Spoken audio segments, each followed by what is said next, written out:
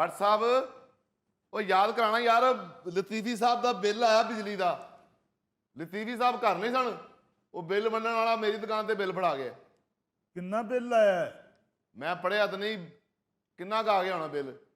2 जी ने, वो भी 24 घंटे च 18 घंटे बाहर ही फिरते रहते हैं। अजीब आदमी है। खराद दी दुकान ते जावे तद भी बेगम नूं नाल लै जांदा है, सब्जी लैन जावे ते तद भी बेगम नूं नाल लै जांदा है, पैर नूं पेंचर लवाउणा होवे फिर भी बेगम नूं नाल लैके जांदा है। भाई ये किसकी बात हो रही है?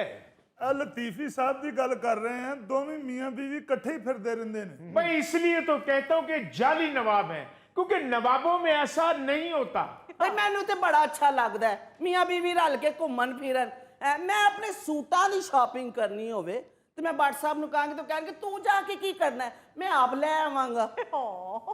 आओ तो हुण थां थां दे उत्ते बुढ़ी नूं बंदा नाल लैके फिरे। भट्ट साहब तुसीं बड़े अनरोमांटिक हो। लतीफी साहब चंगे ने, अपनी बुढ़ी नूं लैके घूमदे फिरदे ते हैगे ने, उन्हां कोले कोई सिख लो। मियां बीवी अगर इकट्ठे घूमे फिरे ना तो उनमें प्यार बढ़ता है। बिल्कुल सही कह रहे, इस उम्र में वाकई प्यार बहुत बढ़ता है।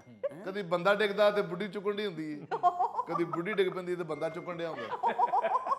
प्यार नहीं बढ़ता, झगड़े शुरू हो जाते हैं। हर गल ते बहस शुरू हो जाती है। आप जो मर्जी कहें, लेकिन इस बात की दाद तो मैं लतीफी साहब को ही दूंगी। शुक्रिया शुक्रिया मोहतरमा, बहुत शुक्रिया। आपकी दाद मेरे लिए सरमाया हयात है। किस बात की दाद दी जा रही है? घूंघट निकालिए। इतना काफी नहीं कि वो दाद दे रही है। आम खाइए, हमें पेड़ गिनने से क्या मतलब। So sweet. ओ खलो जा तू, सो स्वीट। एक तू लहदा ही मिठाई दुकान खोल के बैठी हुई है। हाँ है भट्ट साहब, मिठाई की बात नहीं मैं कर रही, लतीफी साहब अपनी बेगम को आम खिला रहे हैं। आम कहाँ से खाने हैं, सारा सीजन गुजर गया।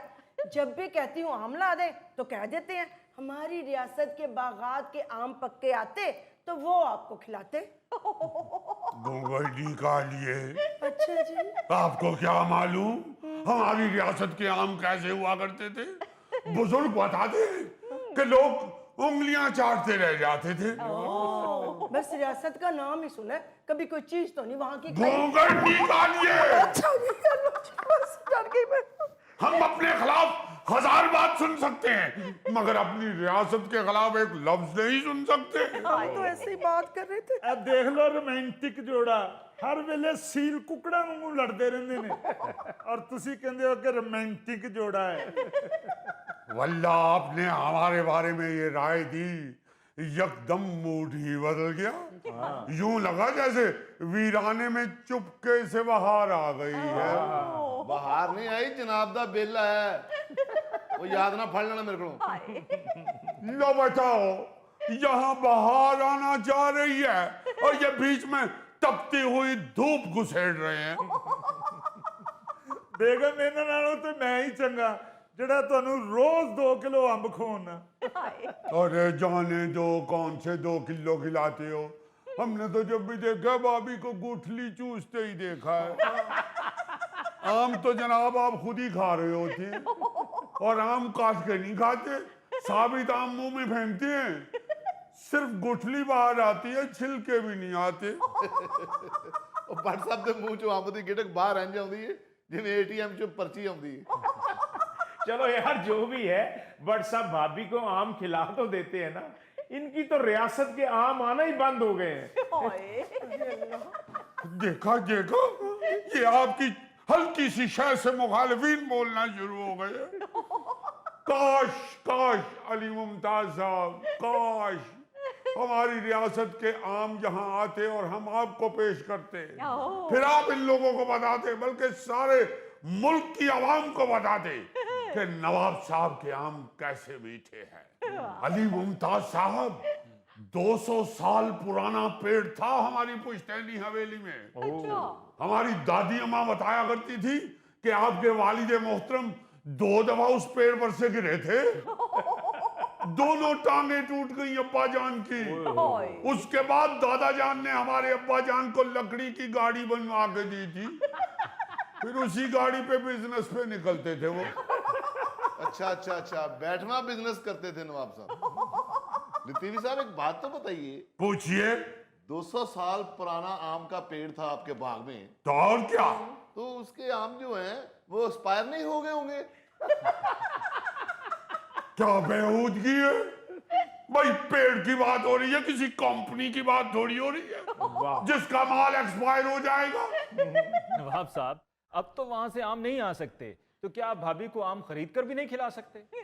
तो और क्या, सिर्फ कहते हैं, लाकर नहीं देते। घूंघट निकालिए, हद हो गई है, हद हो गई है। अब तो किलो 2 किलो आम के लिए बिल्कुल ही शोधापन दिखाने लग गई है।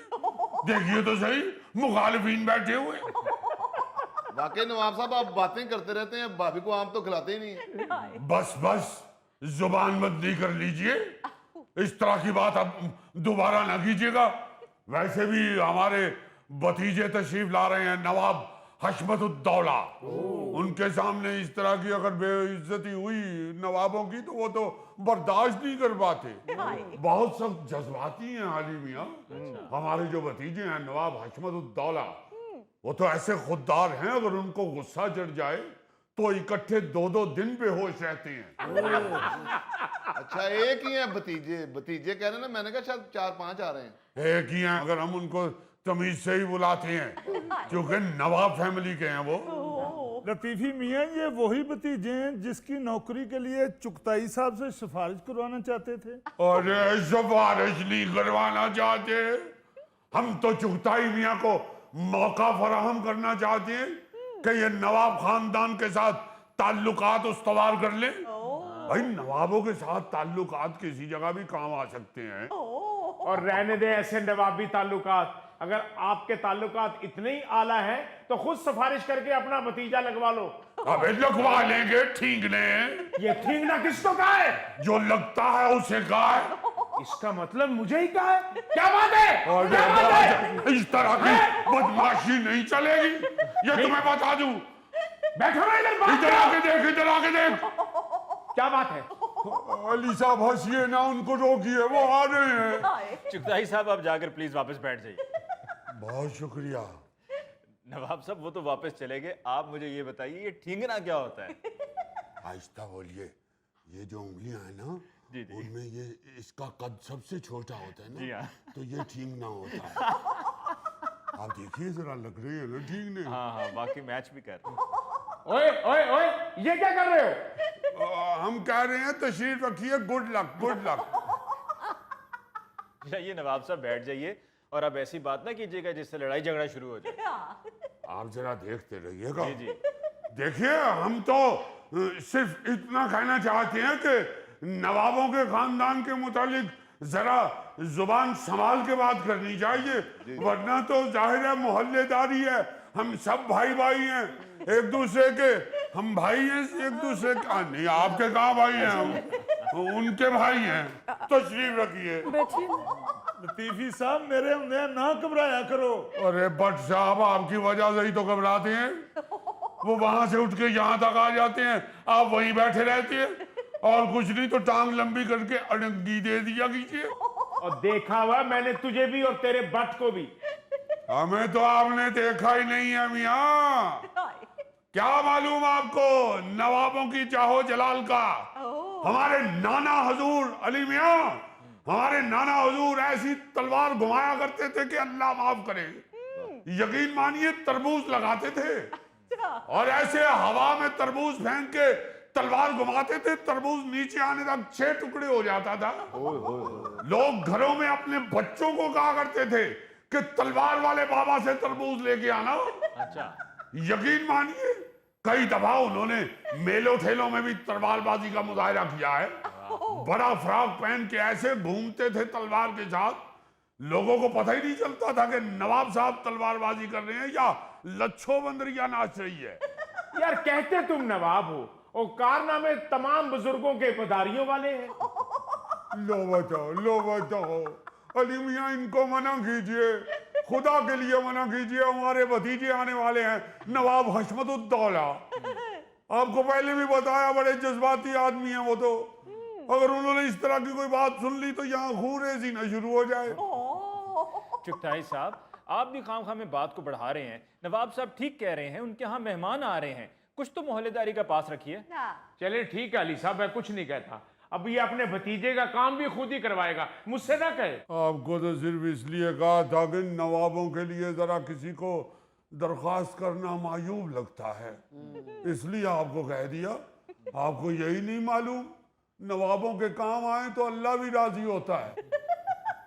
हमारे दादा कहा करते थे कि जो नवाबों की मदद करता है उसके रिस्क में भी इजाफा होता है और उसकी औलाद भी बाअदब होती है। वाह वाह वाह, बिस्किट और बोतल लाऊं नवाब साहब?